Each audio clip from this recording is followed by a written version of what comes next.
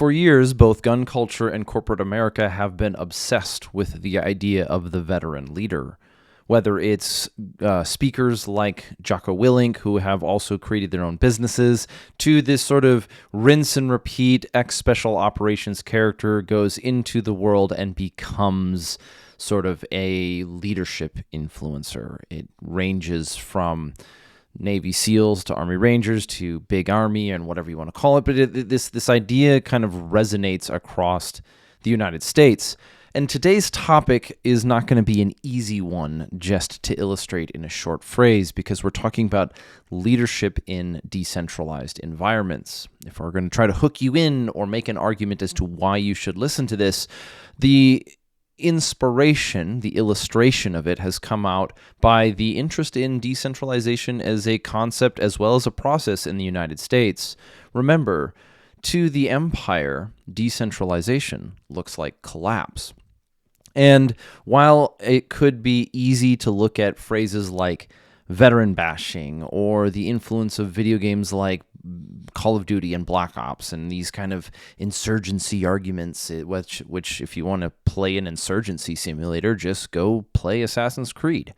But we're kind of putting video games aside, and we're not going to go fully academic, but there are a series of books, 5 in fact, that I think can illustrate what leadership might look like as quite differently in our era, in the time that we either are in or very quickly to enter in as a possible future.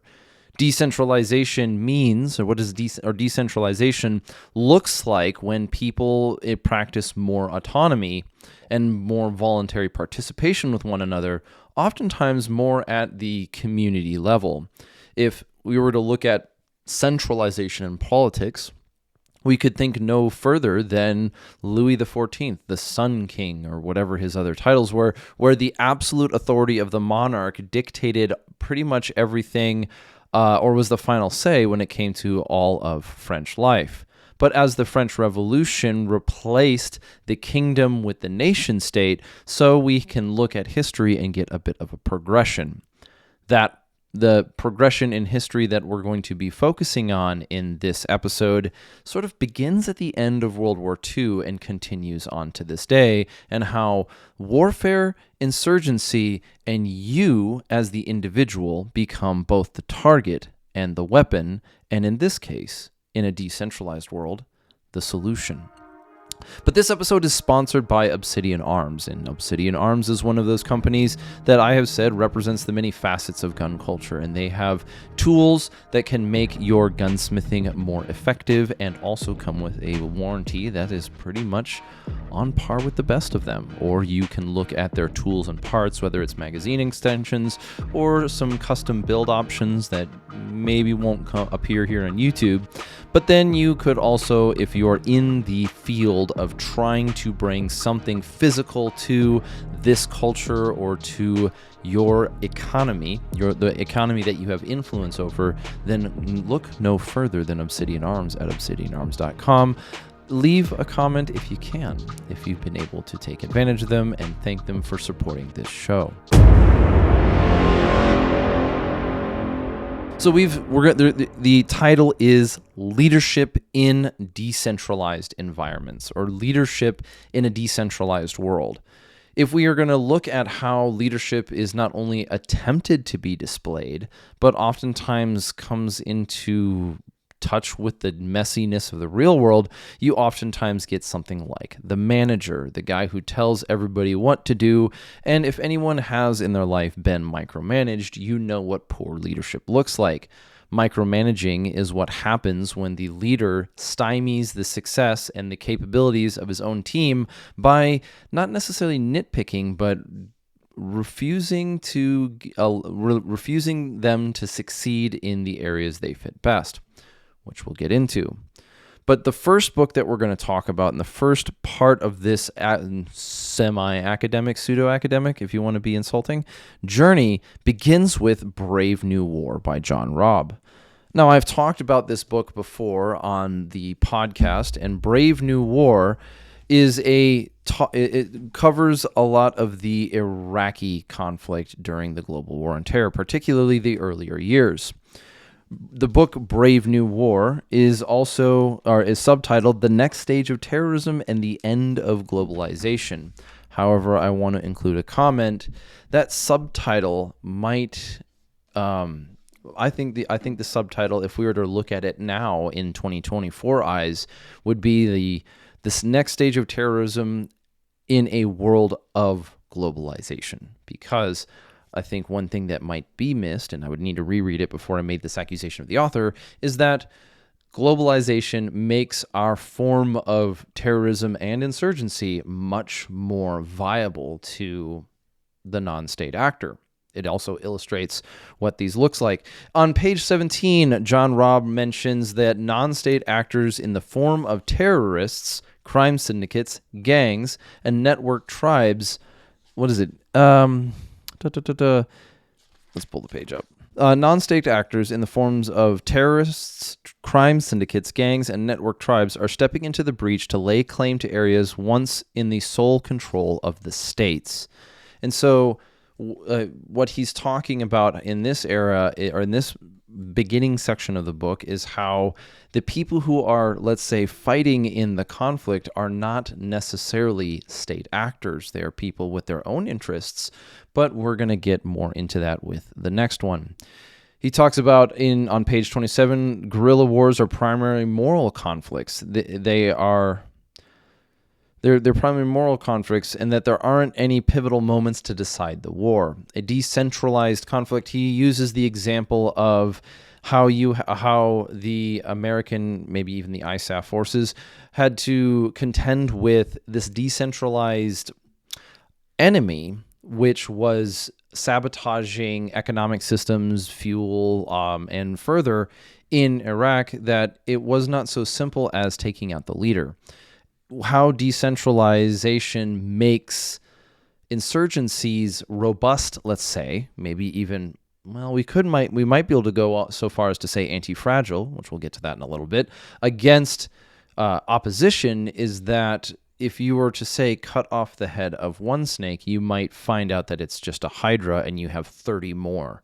It's not just another leader to take its place, but it also fuels and enhances the recruitment and fervor of all these other nodes that are not directly connected. See, developing a network if you were going to say developing a network and trying to figure out who is connected with who in the sense of an insurgency, the objective would be to figure out who are all the players and how to strategically eliminate them so as to not perpetuate the conflict.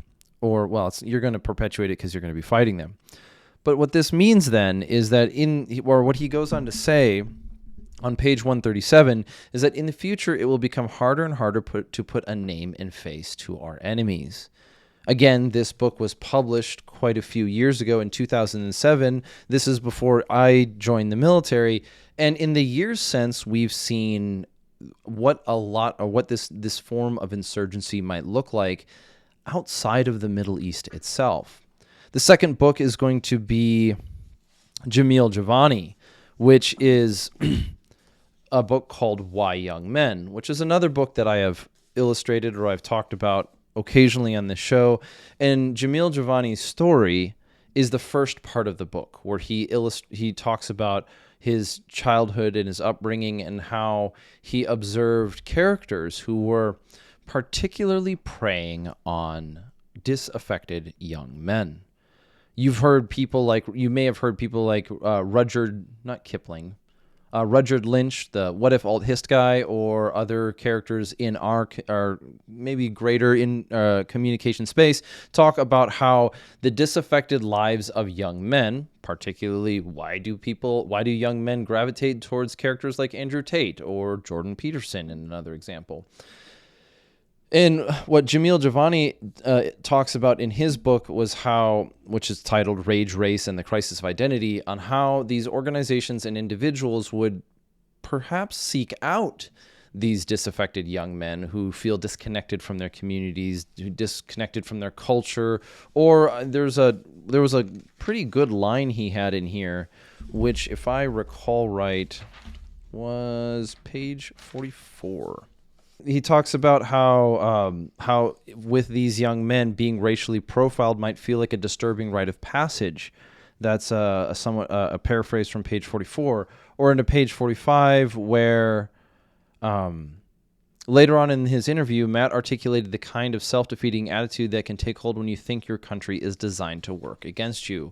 One of the more valuable elements of this book is where Jamil Jivani illustrates how you have this kind of victim us versus them mentality, which creeps in and harnesses the disenfranchisement of young men to not only target them as victim, maybe even perhaps victimizing them itself, but then use that sense of victimization as fuel to send them perhaps even into becoming terrorists.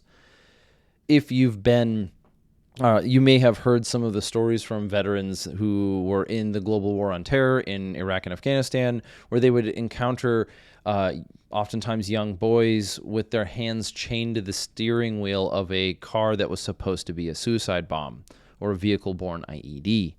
The irony, it's not even irony, the horrible twisted nature of it is that the very disenfranchisement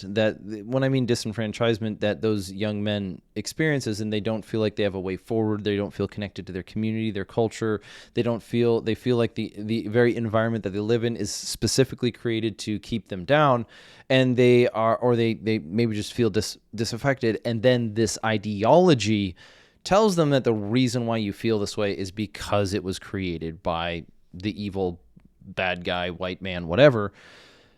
This is the way that insurgency, the way that warfare has continued to shift towards the everyday individual.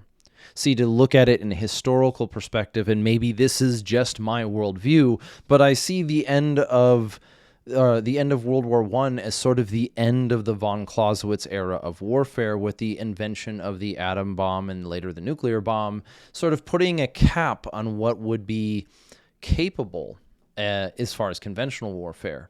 The Cold War was very much so kept underneath the ceiling of mutually assured destruction, and even if modern politics are starting to poke at that rooftop, wondering how far it can get pushed, we saw the types of conflicts that came after that, whether it's Korea, Vietnam, Grenada, Panama, the Operation Desert Storm, and many, many, many others, the rise of terrorism in the West, even Islamic terrorism under names like Osama bin Laden, or now we have Hezbollah, and so on and so forth. The types of conflicts are, in a sense, not really the things that we would call wars, or maybe that's a sleight of hand by a corrupt government. But what you can say in these things is that while we did have a war in Vietnam, we weren't really going to war against this thing called Vietnam. We were fighting something else. I remember my grandfather's stories about fighting in the Korean conflict was that he was very oftentimes not fighting Koreans, but the Chinese. And so the progression, though, as we move further and further forward, closer to our time now, is that the conflicts become more and more muddy. They're not given clear objectives. There isn't some clear line in the sand of victory. There is no surrender by the German generals in Vietnam, or some surrender of the entire Taliban in the global war on terror. Rather, the element and the people involved in the conflict are much less of that stereotypical uniform wearing, boots marching, armies and maneuver style conflict. Rather, you may have heard occasionally, maybe from myself, that the global war on terror is referred to as the rise of special operations. And if you read books like Annie Jacobson's Surprise, Kill, Vanish, we'll see how really in that World War II era, you saw these things like the SAS, the SAS, or even the Jedburghs, and then what later became OSS, which is American, and then the CIA and Ground Branch and all these different kind of decentralized fighting elements. And that goes so far in the global war on terror to be, again, illustrated by Jocko Willink in his book, Extreme Ownership. I don't have a copy before me, but I do remember reading and listening through that book, hearing him talk about how one of the things that made his unit successful in the arenas that he did, and we're going to have to take it on some faith at this time that what he's saying is true, but what we saw, he claimed that having not necessarily autonomy, but decentralized leadership was one thing that made at least the SEAL teams somewhat successful. What did that mean? And what did that mean entirely?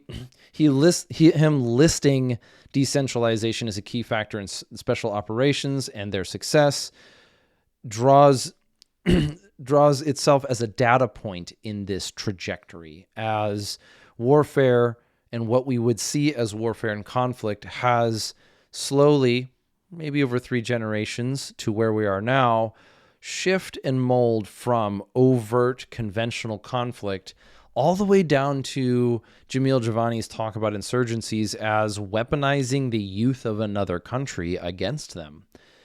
If you remember, I think it was in 2013, during the time of ISIS and all that chatter, American citizens, children, young men, and others would end up leaving the U.S. to join ISIS. Some very famously coming from Minnesota, and that is the continual change. The illustration of a conventional warfare views military targets as legitimate, but if we move away from conventional warfare into both terrorism, insurgency, and what we might say is going on today, that the goal of insurgency is much more like revolution, oftentimes to incite it in the individuals, making us, as the citizens, very much so both the target and the weapon of that type of conflict. And so I think Jocko Willink, in a sense, observed this, but then also was able to, let's just say, harness it or learn it and then utilize it in the arena and the environment of special operations, which, as it is constructed, is particularly good at or designed for dealing with these kinds of things. It's also a part of compartmentalization in intelligence and military organizations, where individuals and their tasks and their goals are differentiated and then compartmentalized apart from one another. The team might be the level where everyone comes together and works together, but above a certain point, maybe it has to do with their intel, maybe it has to do with where they gather information about what their objectives and goals are. There seems to be a bit of compartmentalization, separate, almost like a separation of powers, even though that's not really quite the way I would like to put it. Now, from here, though, I want to drill down into that subject of individual, not necessarily autonomy, but something that I think is best illustrated in the book Skin in the Game by Nassim Taleb. Now, Skin in the Game is classic Nassim Nicholas Taleb writing, where he takes a concept, he draws it out, and then he plays it out in multiple scenarios. But the idea, the core concept of Skin in the Game by Taleb has to do with the closer one is to having to deal with the consequences of the decision or the conflict, the better off they are able to make that decision. Or maybe if you were to look at it in the inverse, the further away a commander is from the decisions that he's making, the less likely and perhaps even less capable he is at making not only wise, but good choices about it. You see this example illustrated in something like the Rules of Engagement, which if you find any veteran who saw combat in the last 10 years, they very, very oftentimes scratch their head at why these decisions were made. Oftentimes wondering, perhaps a good example of that story would be Christian Craighead, Nairobi Actual, who talked about how the challenges that they faced, that he faced during his military career and actions in the SAS were oftentimes not coming from the enemy he was facing, but the leadership who had sort of lost sight of what happens on the ground. Skin in the game is the term that Taleb applies to that factor, that abstract object, that relationship that the individual has that either makes him better or worse at functioning in his functioning in his environment or making decisions. If he doesn't necessarily lose anything if he fails or makes unwise decisions, or if he it only stands to gain and doesn't have anything, no real, let's say, again, scanning the game or risk at hand, if he doesn't have any risk at all, then other than abstract risk like political risk or looking bad in front of Congress or whatever, if the general of the army is more concerned about Washington than the success and the skills and the development and the direction of the army that he's supposed to lead, then that might be a symptom of not having the right skin in the game or none at all. Skin in the game, I've been using this phrase over and over again, now realizing that it might sound a little repetitive, illustrates how the individual, an individual team, going back to the actions and observations of Jocko Willink in Extreme Ownership, you could almost say Jocko Willink tells the story, but Taleb explains the mechanism that is going on. Jocko Willink understood, perhaps intuitively, that if his soldiers were micromanaged so much that they couldn't make decisions in the battlefield, then they would be less effective soldiers. Think of something as simple as choosing whether or not to engage an individual. Is it a combatant? Is it a non-combatant? Who's going to have the best information on that? It should be, with exceptions, the individual there on the ground. And so if the commander doesn't trust his men to make those decisions, then he micromanages them out of being capable of being good soldiers, being good combatants. And as I've tried to illustrate in this episode, the difference between where we are at now and where we were maybe 30 years ago is that the people involved in the conflict don't always wear rank, wear titles, wear any sort of specific badging or uniform that identifies them as, say, the head of the serpent or one wing of the Hydra.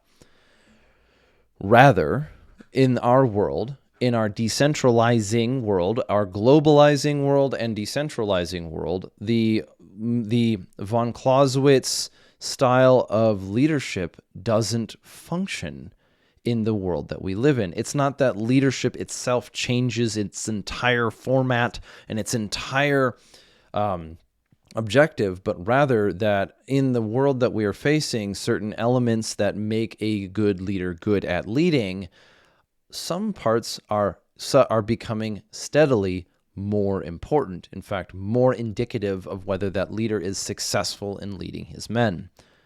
And I want to close on this book. I want to close on one more book, which is Leadership and Emotional Sabotage by Joe Rigney. Now, if I have had conversations with you personally, you may have heard me talk about this somewhat recently. It's a short 100-page book, but I think Joe Rigney tackles what would otherwise be a topic obscured by stories of one's own success or failure. He instead narrows down this direct concept of leadership into a 100-page book that I think is worth reading. Now, hopefully, in some time in the future, we'll be able to have a conversation with Dr. Joe Rigney, but as of right now, I'm working with the book. Leadership and Emotional Sabotage has a key line. I think it's a very important line in the book, and it's just coming along on page 28. The head organizes, and this is quote, the head organizes and orders the body for its purpose. He orients the body and directs the body. Therefore, the head must have mission clarity.